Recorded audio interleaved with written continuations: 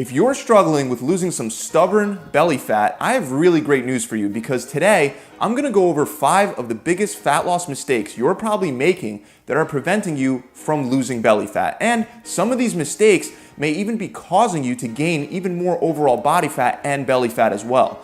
You're going to want to pay close attention to this video because these mistakes are very common and so many of you are making these mistakes right now without even knowing it.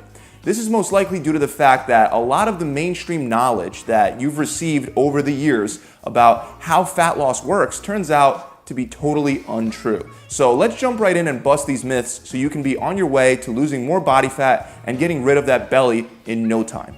The first mistake that I want to go over is simply counting calories without considering the impact that specific types of calories have on your body.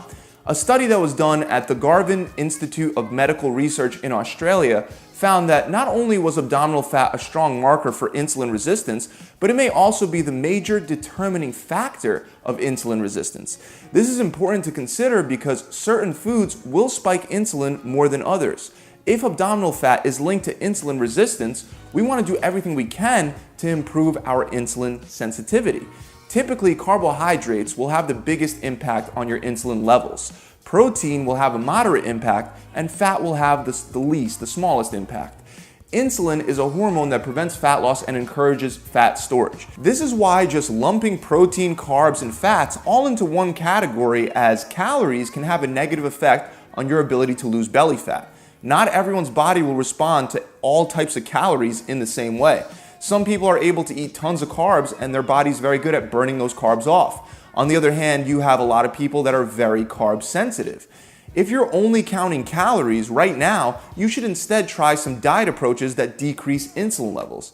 Decreasing carbohydrate consumption is one of the best ways to lower insulin levels, but keep in mind, a really high intake of protein, especially dairy-based protein sources, can also shoot insulin levels way up. That's why one of the best ways you can lower insulin levels is by fasting. If you've never done fasting before, you can start with a 16-hour fast followed by an 8-hour feeding period.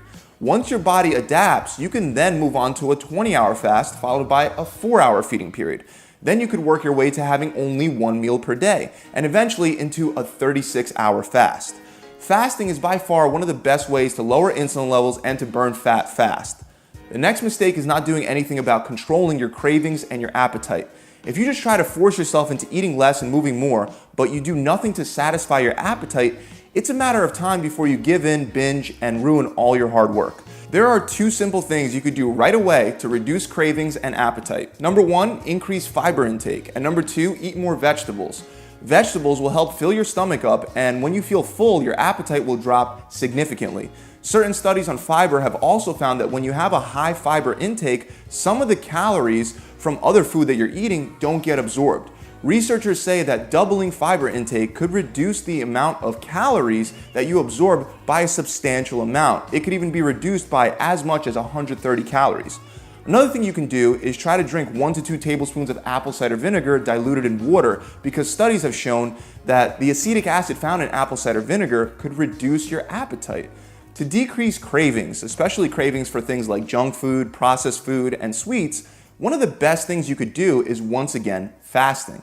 When you're used to eating high fructose corn syrup, artificial flavors, and added sugar, you desensitize the reward center of your brain. When you fast, you reset your palate and allow yourself to appreciate the taste and the satisfaction that you can get from real food. Fasting is not the only way to do this. You can also reset your palate by spending a few weeks only allowing yourself to eat real single ingredient food sources. Let's move on to the next very common mistake that most people, especially beginners, make.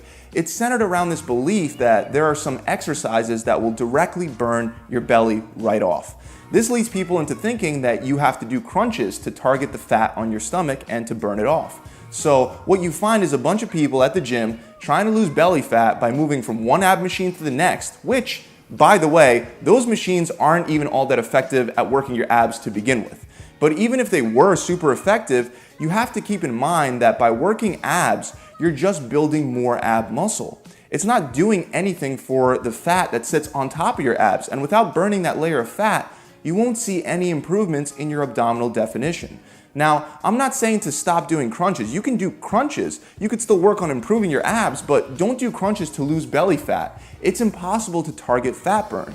Fat comes off the whole body as one unit, and unfortunately, we can't pick where we'll lose fat from first and where we'll lose fat from last. In fact, fat loss tends to happen in the most distal areas, like your hands and your feet and your face, and then it works its way closer to the center and the midline of your body to burn fat from areas like our stomachs, our love handles, and our hips.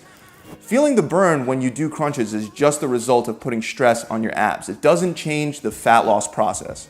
To burn belly fat, your best bet is to concentrate on losing overall body fat.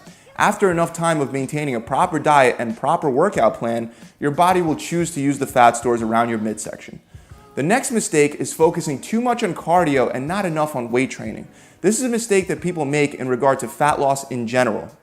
The idea that cardio is for losing weight and burning fat while weights are only for building muscle has been around for a very long time now.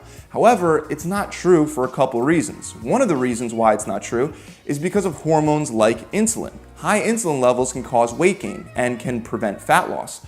Of course, the best way to reduce and manage insulin levels is with a good diet, but studies show that resistance training can also dramatically help with increasing insulin sensitivity. And that's exactly what we want for fat loss. We want to be more insulin sensitive rather than more insulin resistant. Testosterone is another hormone that resistance training can help increase, and testosterone is very important for fat loss and for building muscle tissue.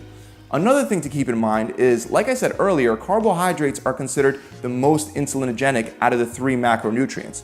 And once they enter your body, they're broken down into glucose. Your body will refill depleted glucose stores in your muscles and your liver before storing extra glucose as fat. By performing resistance training and by building more muscle, you increase the amount of glucose your muscles can store, and by doing that, you prevent spillover into your fat cells. Also, weight training is one of the best ways to deplete your glycogen stores because it's an intense anaerobic activity relying primarily on carbohydrates for fuel. By depleting your so-called gas tank of carbs, you have more room to refill that tank when you eat without spilling over into fat storage. So, bottom line, if you're trying to burn belly fat by only sticking to cardio, I'm not saying you should stop doing cardio, but what I am saying is that you should definitely incorporate at least 3 days of solid weight training into your routine every week. The last mistake, and probably the biggest mistake, is not following through. Seriously, pay attention. So many times we say, I'm gonna do a diet and I'm gonna lose all this fat, and then 3 days later, we're no longer on that diet. We've quit and we've eased our way right back into our old lazy habits, and then we blame the diet or the workout plan or the gym when it's really our own fault. Almost any diet plan that you actually stick to 100% consistently will work. Consistent actions and behaviors over time determine what you will look like today, next week, next month, and next year. However, dieting is difficult and there isn't much preventing you from normally backing out. That's why it's so important for you to create these conditions for yourself. One of the best things you can do is allow someone to hold on to something valuable of yours until you do what you said you were gonna do. You can have a close friend hold on to money and tell them that if you follow through and hit your goal, they have to give it back, but not to give it back to you until you do. If this is a substantial amount of money, you'll do everything you can to stay consistent and you'll actually stick to the plan. There are other ways to do this as well. You can also buy expensive clothes that don't fit right now and leave them out in front of your mirror with a commitment to fit into them. I know this may not sound like a secret hack to lose weight, but after working with literally thousands of clients and opening multiple gyms, I've realized that the most important factors for burning fat and losing weight are all psychological ones in your mind. That's it for today, guys. I hope this video has helped you out, and if it has, make sure you subscribe to my channel to enjoy more free content.